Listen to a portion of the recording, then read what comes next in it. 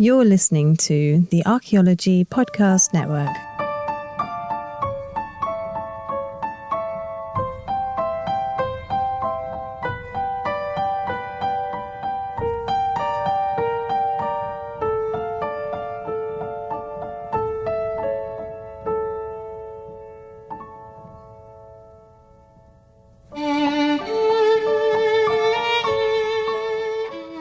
Welcome to the Past Macabre, where we journey through history to uncover how our relationship with death reflects the values, fears, and hopes that shape the way people live. I'm your host, Stephanie Rice. Thank you for joining me for Episode 9, Chthonic Mysteries of Greece. This is part 3 of the Death Gods and Goddesses series of episodes that will look at some of the many deities of death from around the world. The Mediterranean has been an interconnected region for thousands of years, and that's reflected in a lot of their borrowed cultural practices, legends, and deities that were changed to suit the needs of the region. There's so many that it would be a Herculean task to cover all of the variations of death deities from the entire region in one episode and tie them all together, like they most likely are.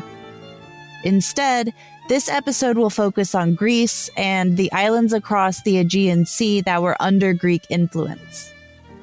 We'll trace the roots of some of Greece's most famous gods and goddesses associated with the underworld to the Bronze Age Mycenaeans. Then we'll meet some of the lesser-known deities and daemons who are said to guide, protect, or sometimes destroy the dead. Along the way, we'll explore some of the landscapes and historical events that likely inspired these stories that have endured even today. Now, let's descend into the myths and mysteries of death in ancient Greece.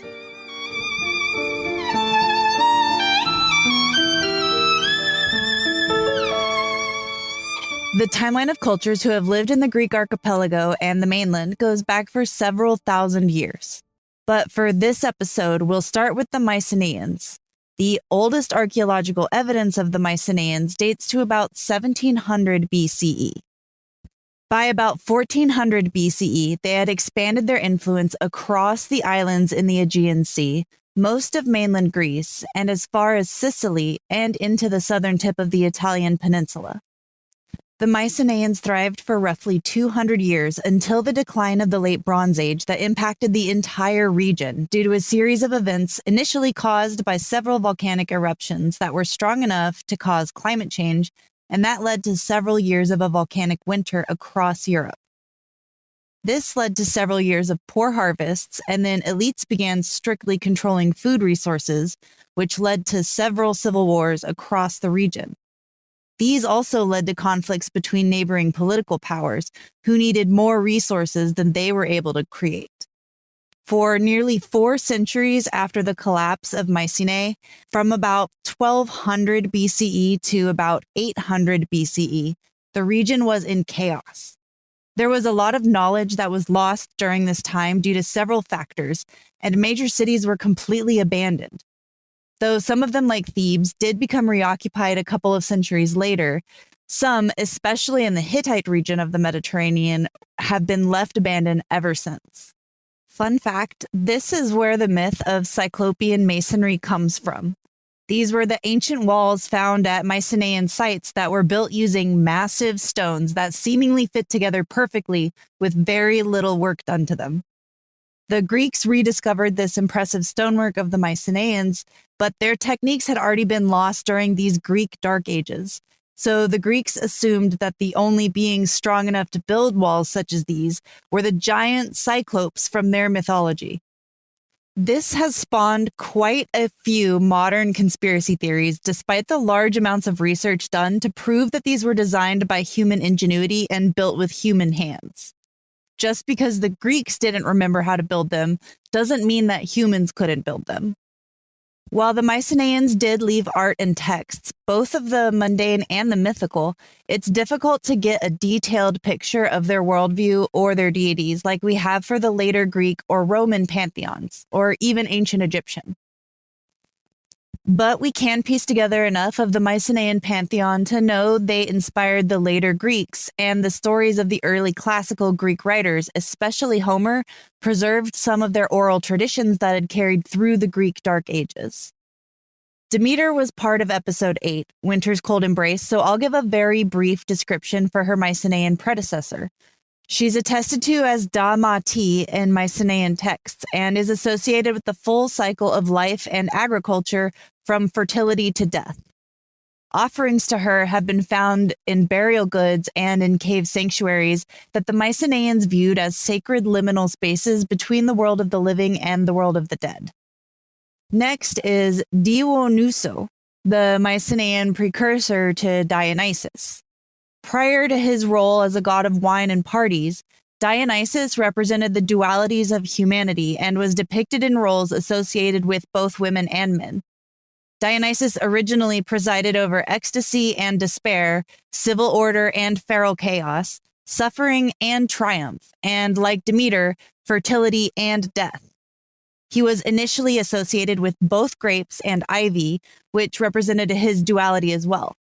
Ivy blooms in the autumn and then produces berries in the springtime that are naturally toxic. But the rest of the plant can actually be used for medicinal purposes. In fact, the leaves are still used by some cultures today as a natural cough suppressant. Grapes, on the other hand, start off blooming in the spring and then produce their fruit in the autumn.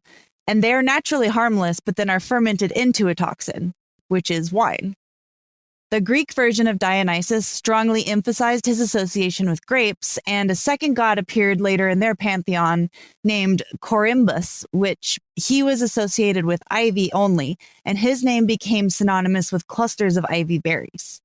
The city of Thebes in Greece, not Egypt, was once a Mycenaean city, and researchers think the differences in Dionysus worship there, in comparison to the rest of Greece, are closer to the Mycenaean version. Especially since across Greece, Thebes was said to be the birthplace of Dionysus. Here, there were 2 Greek temples to Dionysus with 2 different epithets. Epithets are the titles that are given to gods and sometimes kings on different statuary or depictions of them.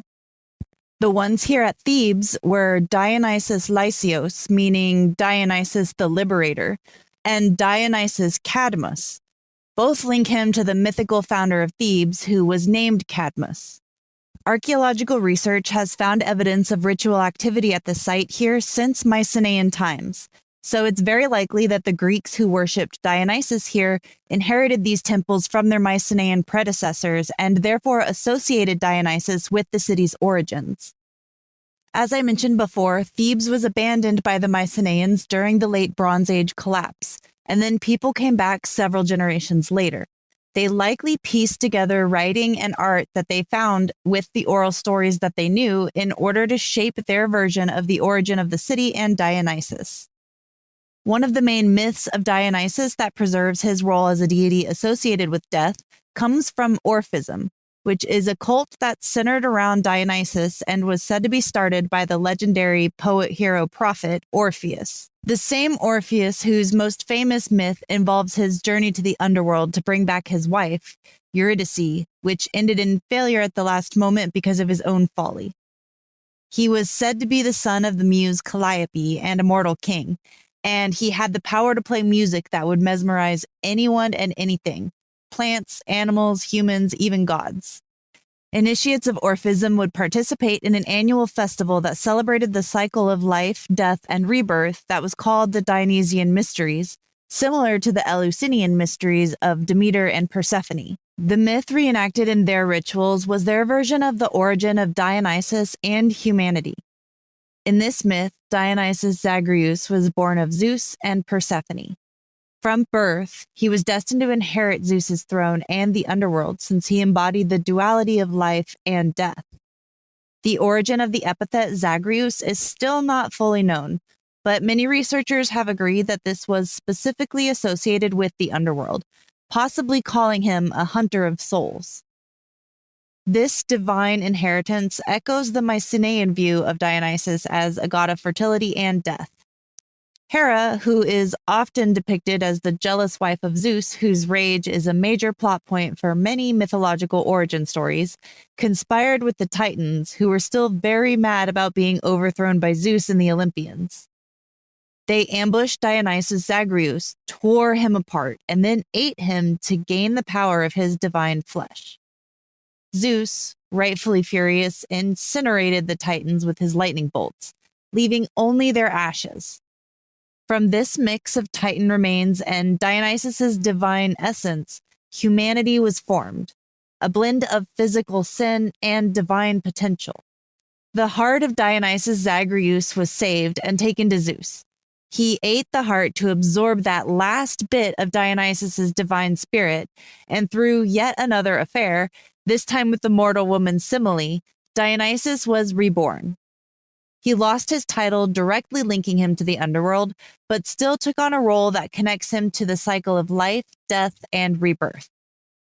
For the followers of Orphism, this reincarnation cycle was believed to be a curse, not a blessing. Through the use of psychoactives, lots of wine, rhythmic music, singing, and dancing, initiates would enter ecstasis, which is a Greek term that literally means standing outside oneself. This refers to a hypnotic state or trance in which the participants were believed to step outside of their ordinary consciousness and enter a heightened state that connected them with the divine. Through this ritualistic loss of self, initiates were said to have purified themselves of the sin of the Titans to break free of the reincarnation cycle so that they could live a peaceful afterlife. In the Dionysian mysteries, the aspect of Dionysus that was the god of wine and revelry was meant to induce this connection to the ideal afterlife, again echoing the Mycenaean version, who was part of the entire life and death cycle. However, many of the other festivals for Dionysus that were held across ancient Greece tended to focus only on the wine and revelry aspect, which is why that's the version of Dionysus we see reflected today. Poseidon, the Mycenaean predecessor of Poseidon. Based on the amount of Mycenaean inscriptions that bear his name, he was likely the most important god of the Mycenaean pantheon, unlike Zeus, who became the most important god of the Greek pantheon. It makes sense for a culture that was dependent on a mostly maritime trade network and had several cities across multiple islands to worship a god of the sea. But to the Mycenaeans, he was also a god of earthquakes, underground water sources like aquifers or deep springs, and the underworld. As with the Mycenaean versions of Demeter and Dionysus, Poseidon was associated with both life and death, and offerings were left for him in cave sanctuaries. The best preserved of these is on the southernmost part of the Mani Peninsula in Greece. The ancient residents of this area that are best known today are the Spartans, and they established a settlement called Taenarum here. But archaeological evidence shows that the Mycenaeans had a settlement here long before the Spartans. The Sanctuary of Poseidon was built here, overlooking the sea at the entrance to a fairly large cave system that was said to be the entrance to the underworld.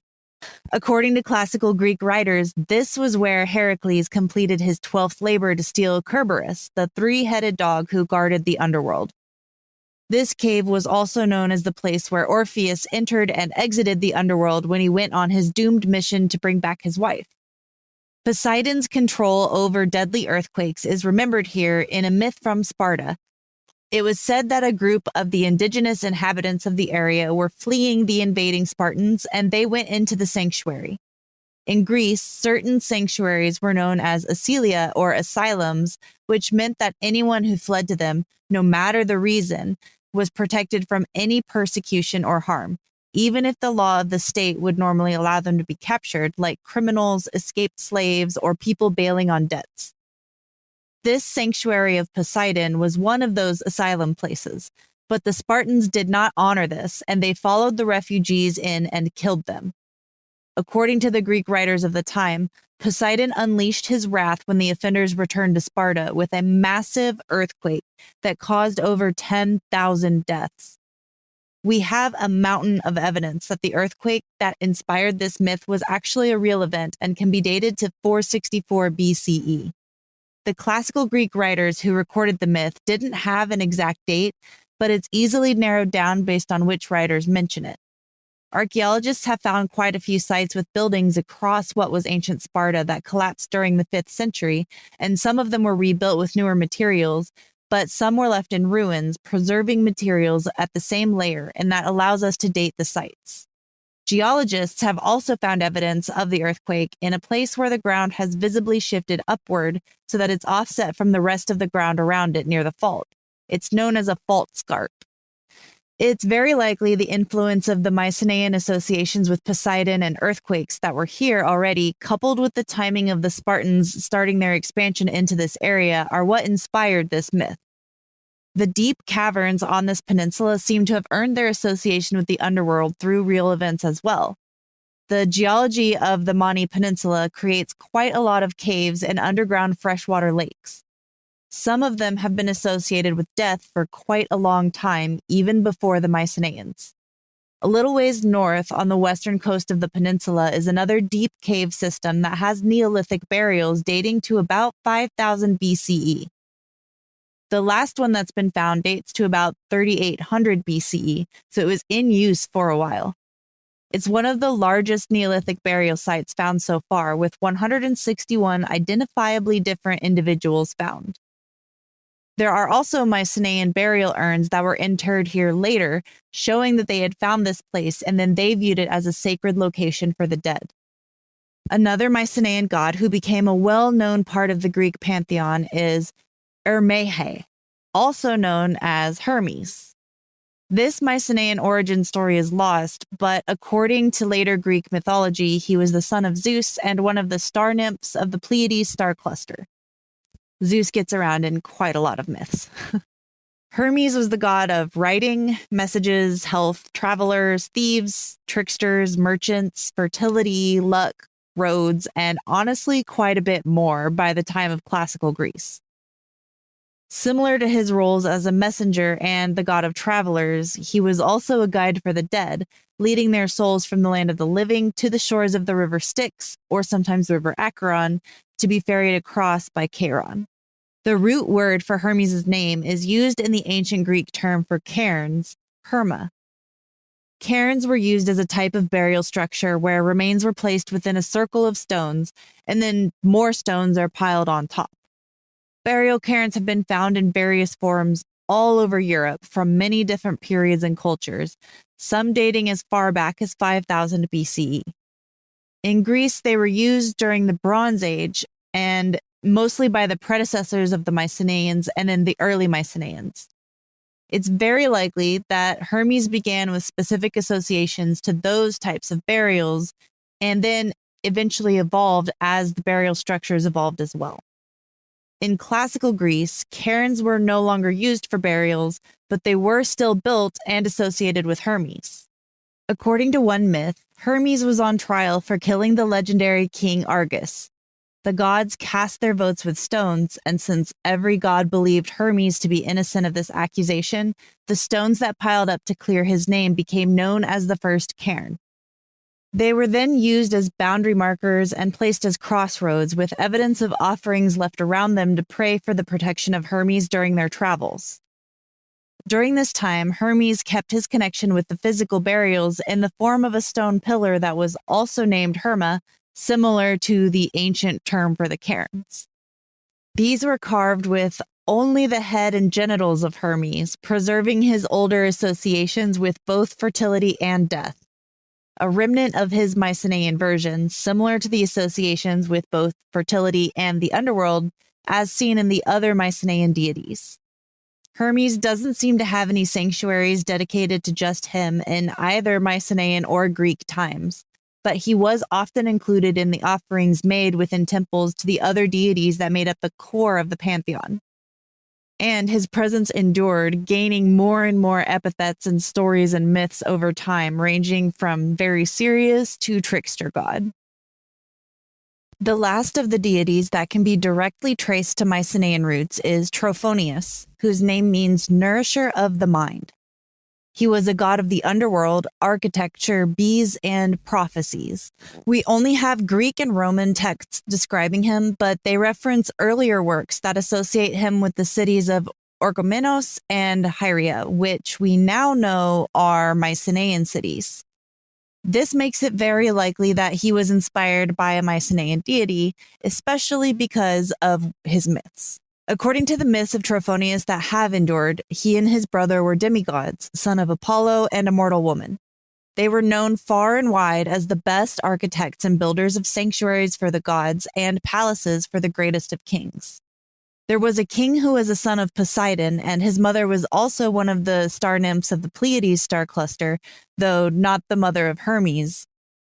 His mother was one of her sisters, making him a cousin of Hermes.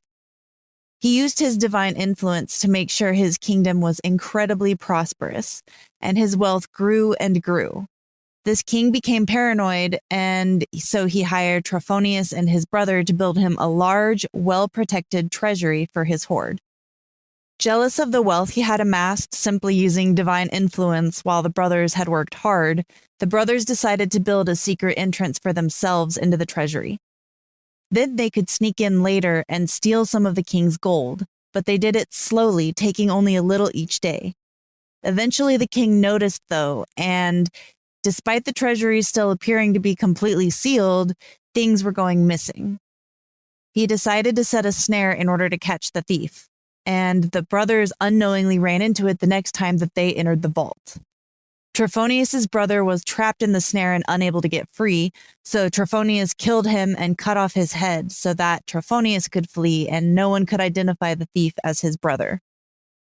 As punishment for such a heinous crime, the earth opened up and swallowed Trophonius, forever entombing him in the underworld as a daemon, or a lesser deity of the underworld who's not quite a god and no longer a living demigod.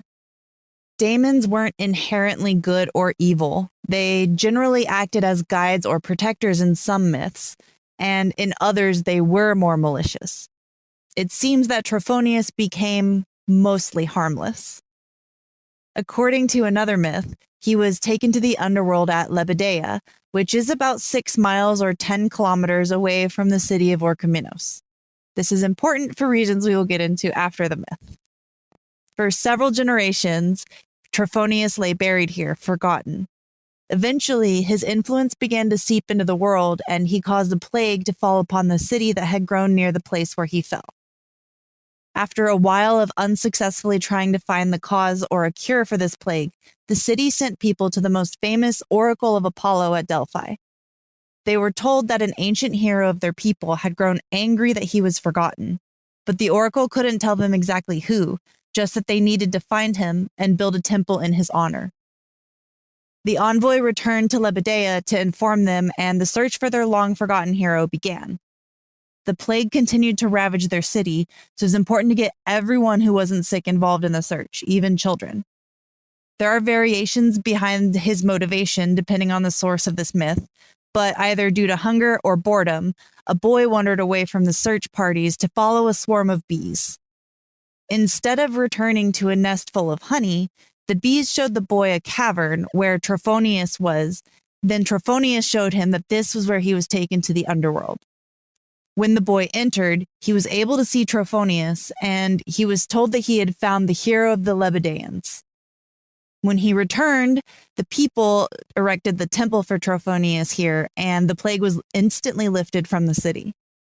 It was said that the boy was not the only one to receive divine knowledge from Trophonius here once they entered the cave, and so it became known far and wide as the Oracle of Trophonius. Anyone who wanted to consult the oracle would stay in a secluded shelter near this cave where they would offer sacrifices and perform rituals every day over several days in preparation. Many of these rituals are lost, but one included bathing in the nearby river that shared the name with its resident naiad, Erkina. She was the daughter of Trophonius according to myth, and she was said to be a childhood friend of Persephone, which further connected this area to other underworld myths. Once the initiate was finished with the prescribed rituals, they would drink something that classical writers called the water of forgetfulness, which was likely a psychoactive substance just like in the Eleusinian mysteries. And then they would descend into a deep, dark cave that became more and more narrow. Eventually, this passage became so narrow that the initiate was forced to lay on their back and scoot feet first further down the narrow passage. It was said that once they got far enough in, something would grab them, quickly pulling them further into the depths where they would be taken on an otherworldly journey that drove them to madness. Once Trophonius told them what they were meant to learn, which took different amounts of time for each person according to Greek and Roman writers, they were returned to the mouth of the tunnel, this time with their feet forward towards the exit to make it easier for them to leave.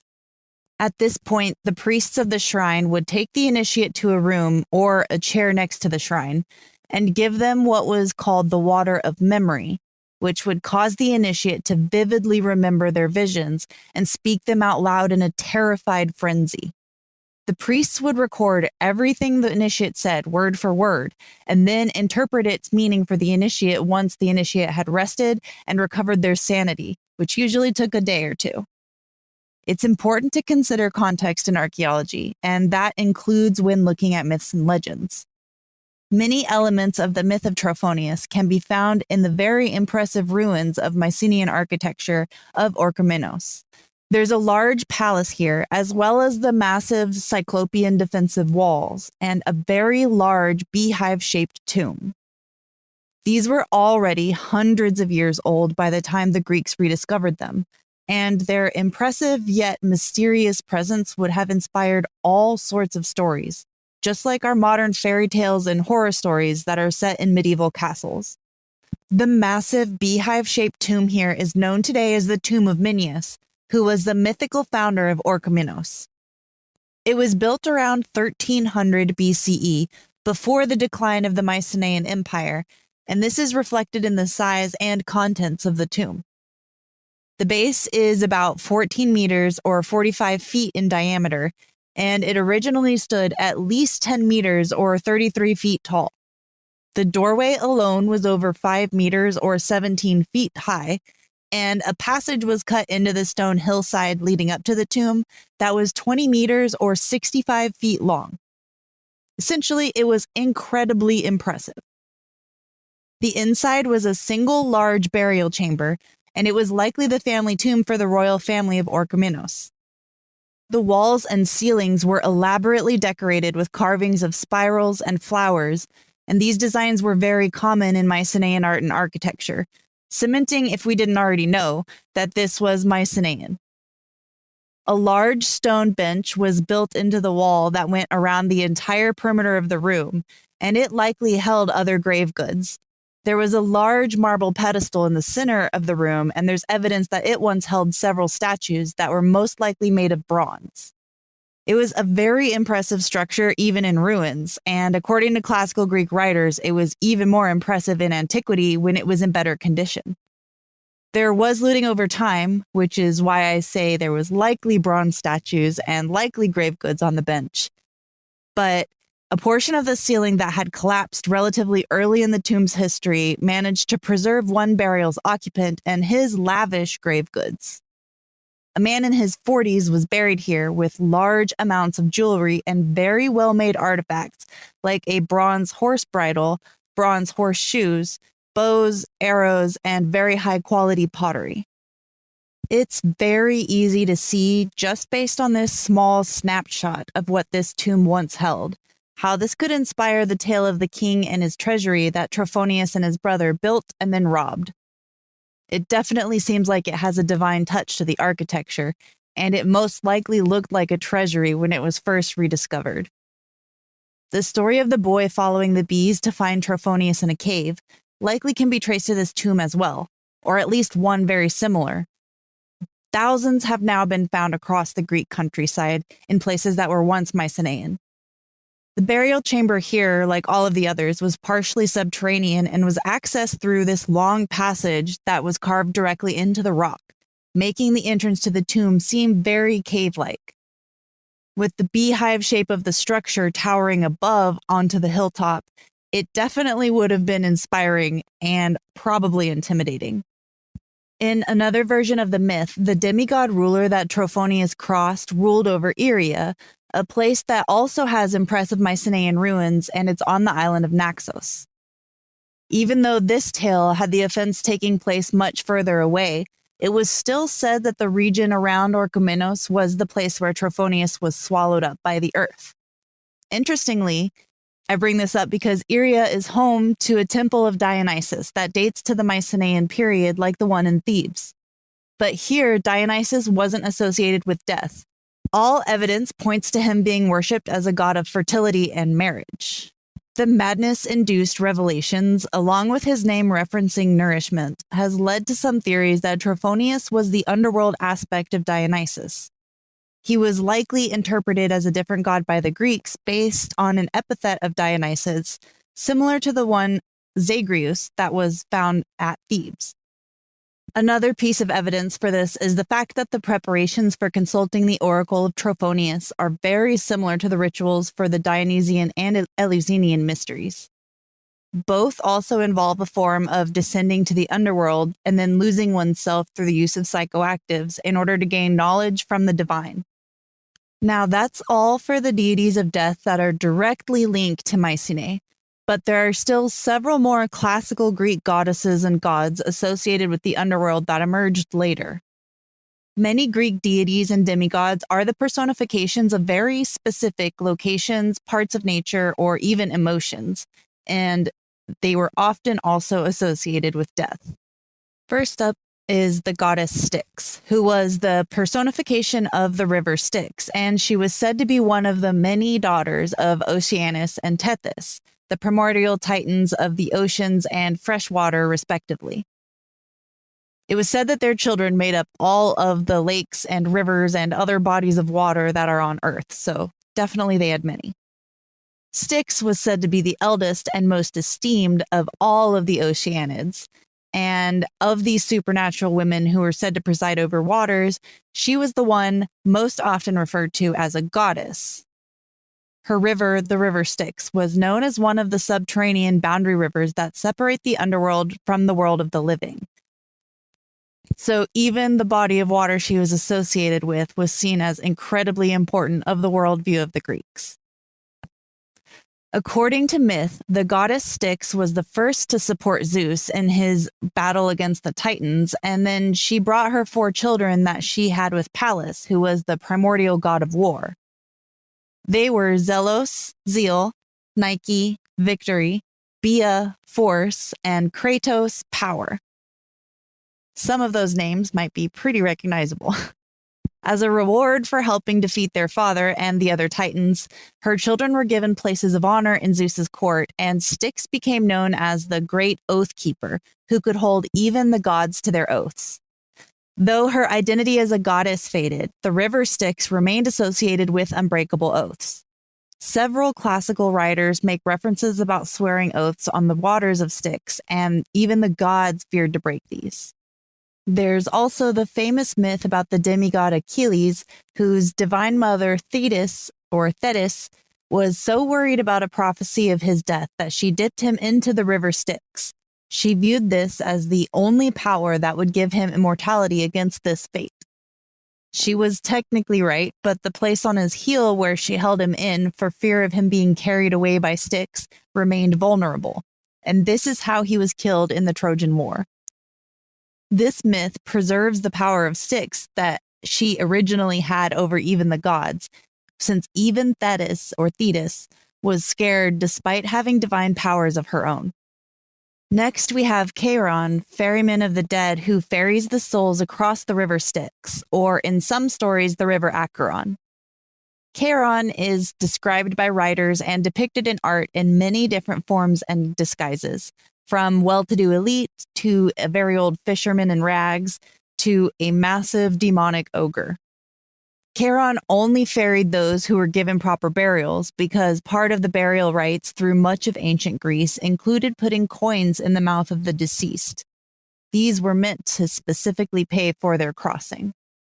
Anyone who didn't have this payment for the crossing was doomed to wander, sometimes in miserable limbos, and other times as semi-mindless ghosts in the land of the living.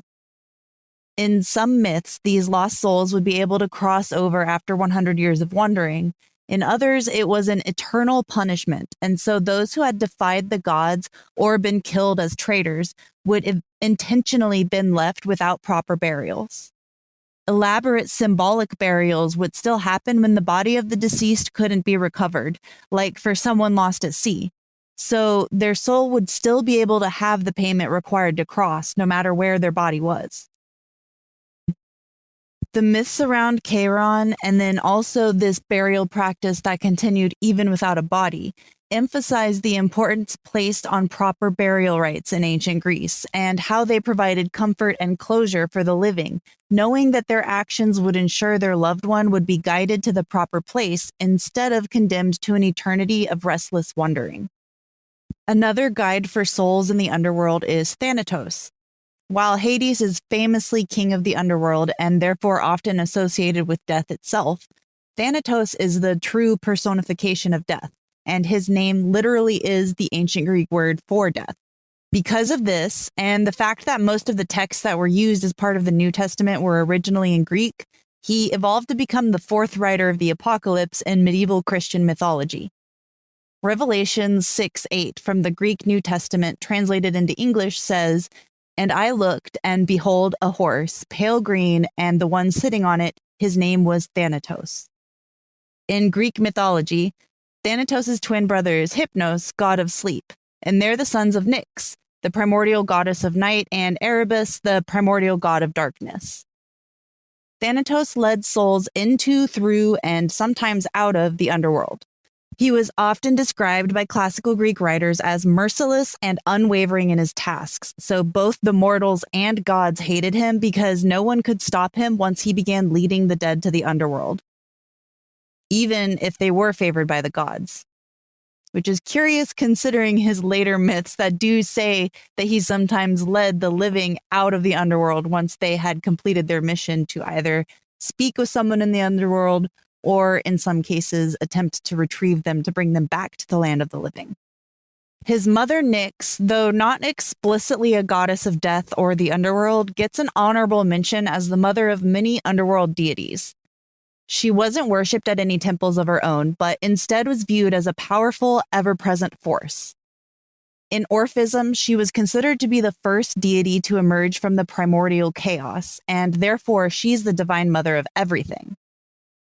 Through all the changes in the Greek pantheon over time and by region, Nyx is continuously viewed as the personification of night and the mother of all that it brings, both good and bad.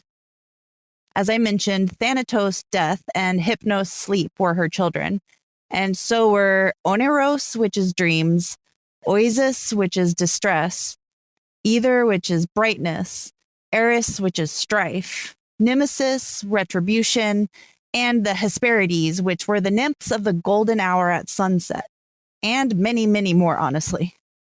The list could go on for a while, but I think you see the pattern of duality. In addition to Thanatos, several more of her children were specifically associated with death. First is Moros, the lesser god of doom, fate, and the inevitability of death. Not a lot of myths about Moros specifically have survived, but in the fragments that have survived of the 5th century BCE original version of Prometheus Unbound, it's implied that he would give mortals visions of their death, but they could do nothing to change what they saw. In order to push through despite these visions, Prometheus was said to have given humans Elpis, the lesser goddess of false hope. Sometimes she's viewed as a blessing by the optimistic, and she's associated with optimism. Most of the time, she's associated with false hope by writers. Then there's Atropos, one of the 3 fates. She and her 2 sister goddesses were the daughters of Nyx, and together they embodied fate and destiny, as they were said to determine the inescapable fate of every mortal right after they were born. Sounds a bit similar to their brother. Except they had much more power over it, and they each held individual domains. Atropos was the goddess who didn't just see how someone would die. She decided the exact cause and ensured it would happen.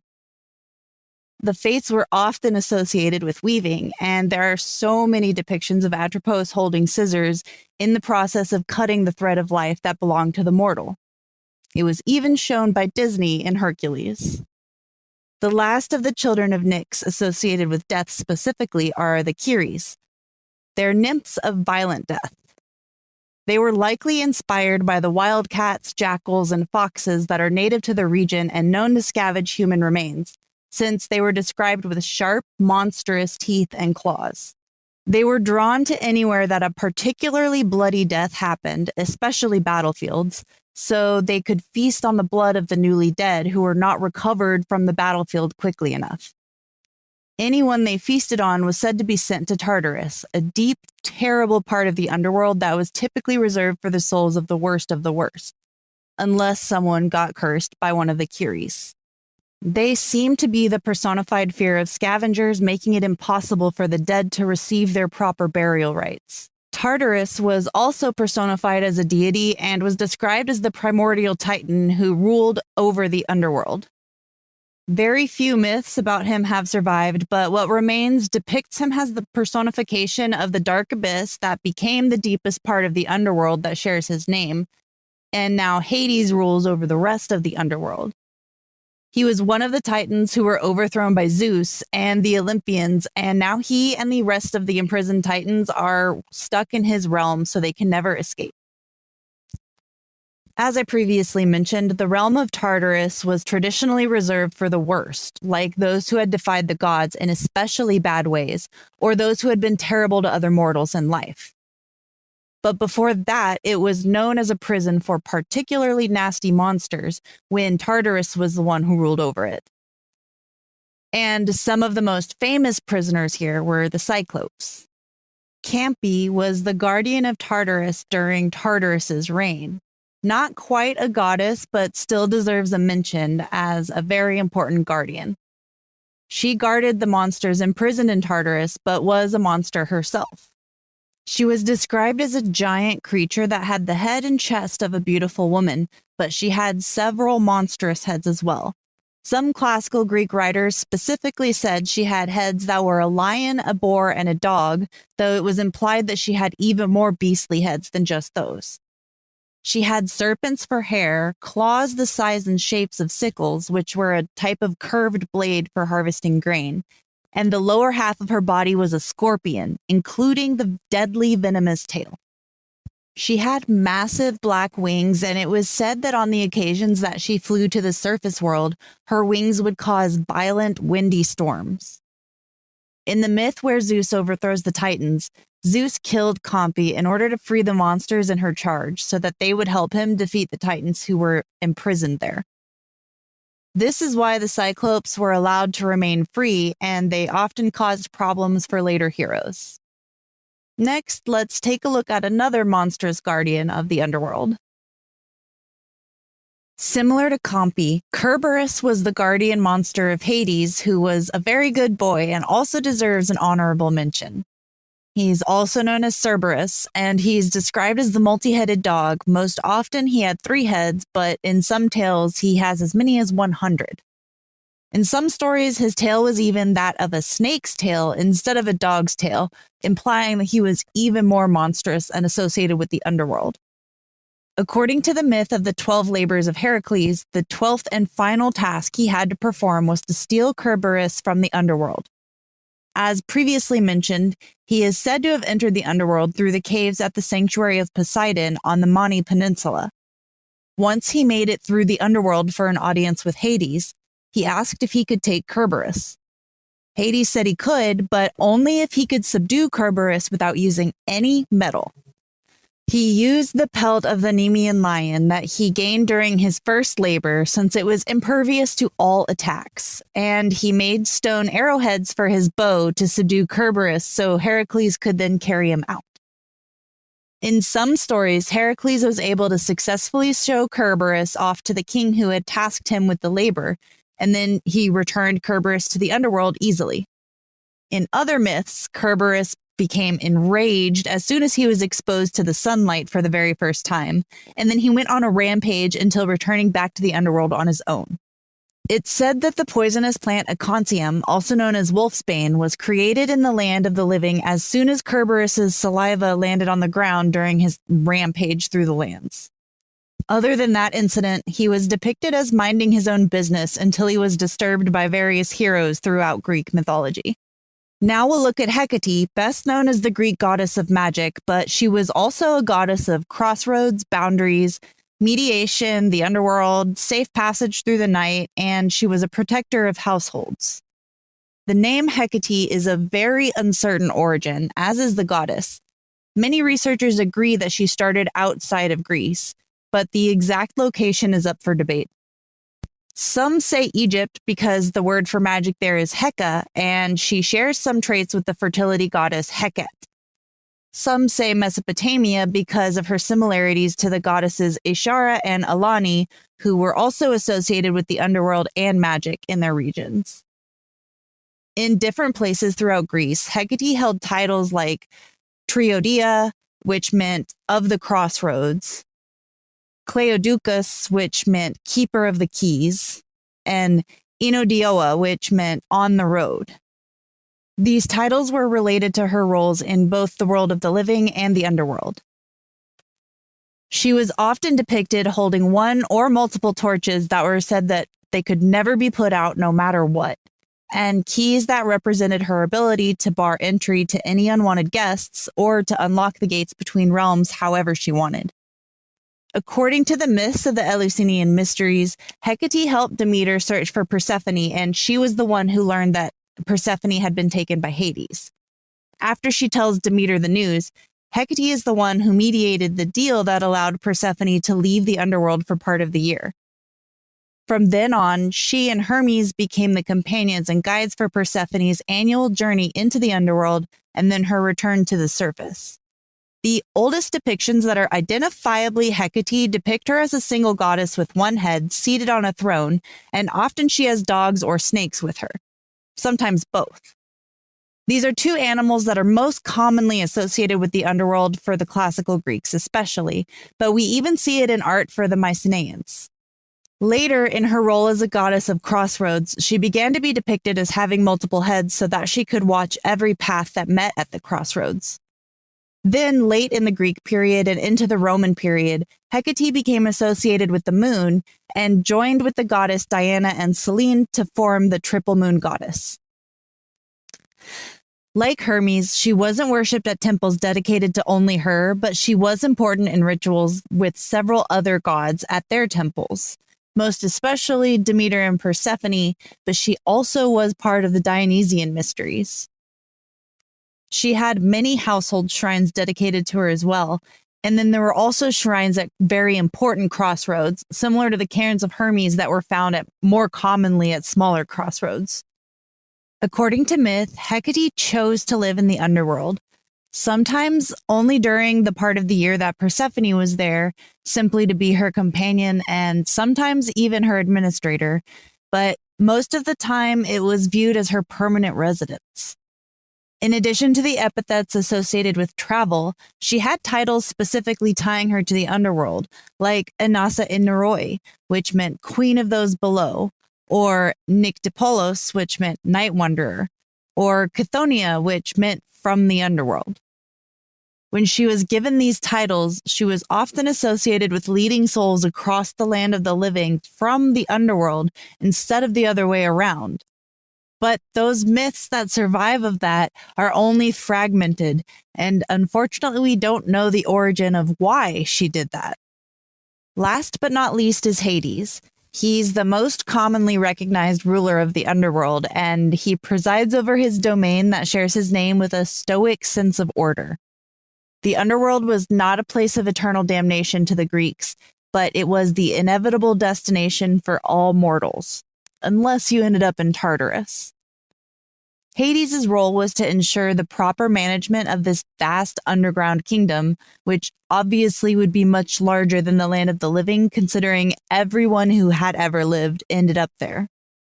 The management of this was then essential to the Greek cosmos, as the land of the living or the gods of Mount Olympus were. Without his order and the guardians who served him, the dead would wander the land of the living as those wandering souls and shades, the same as the ones who were punished. There are few temples to Hades across Greece, but one of these is the Plutonian at Eleusis, which is a cave near the Sanctuary of Demeter and Persephone, where the Eleusinian mysteries were held. Another was the Plutonian at Hierapolis, famous for its toxic gases that only priests of the temple could survive. I talk about both of these more in episode 5, Entrances to the Underworld, if you want to learn more about these. But one of the most famous temples of Hades in the classical Greek world was the Necromantion of Acheron, which was dedicated to him and Persephone. Similar to the caves of the Mani Peninsula and the Oracle of Trophonius, this was said to be a site where mortals could descend into caves to communicate with the dead or enter the underworld. It was said to be located on the real Acheron River, which was named for the mythical Acheron River that was believed to be one of the waterways that Charon, the ferryman, used to transport the souls to the underworld. Unlike the other two sites, the site of the Necromantion has not yet been rediscovered. In 1958, a site was identified as the temple, but more recent research revealed that this site was actually a large farmstead with a pretty large house and workshops for making all of the household tools and ceramics. This indicates that it was just a hub of domestic activity rather than a spiritual center, because none of the artifacts found indicate that they were of any specific value like would have been seen at a temple. The true location of the Necromantion remains lost to history. It was considered very bad luck to say Hades' name out loud, so one of the most common epithets used for him was Ploton, which meant wealthy one. This was in reference to the precious metals and gemstones that were mined from the earth. In many rituals that invoked him at the temples of other gods, like the Eleusinian mysteries, this title was used for him, Ploton. But at the temples dedicated to Hades specifically, it seems that his name was used in the rituals, even if the sites themselves didn't use Hades in their names. This is part of the evidence that researchers have that Hades' name was used only to specifically draw his attention, and therefore when you didn't want it, it was bad luck to say his name. There was a separate god in the Greek pantheon named Plutus, which was personified wealth, particularly from mining and agriculture. He wasn't specifically associated with the underworld, but over time, the lines between Hades as Ploton and Plutus as his own god blurred, and then they both became merged or syncretized with the Roman god of the underworld. But we'll dig into that in the next episode. That brings us to the end of this journey through the Mycenaean and Greek gods and goddesses that were associated with death and the underworld. Many are meant to honor the cycles of life, death, and rebirth all in one, instead of just death.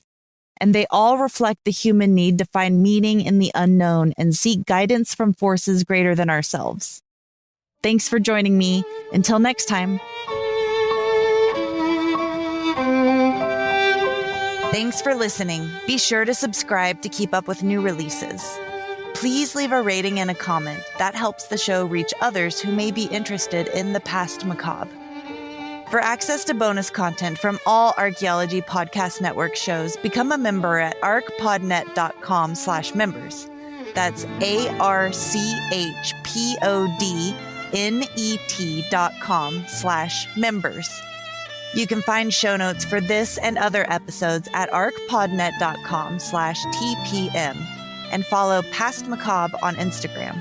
That's PAST_MACABRE. You'll find pictures of the sites and artifacts discussed, Q&A sessions, and episode topic votes. Hope to see you there.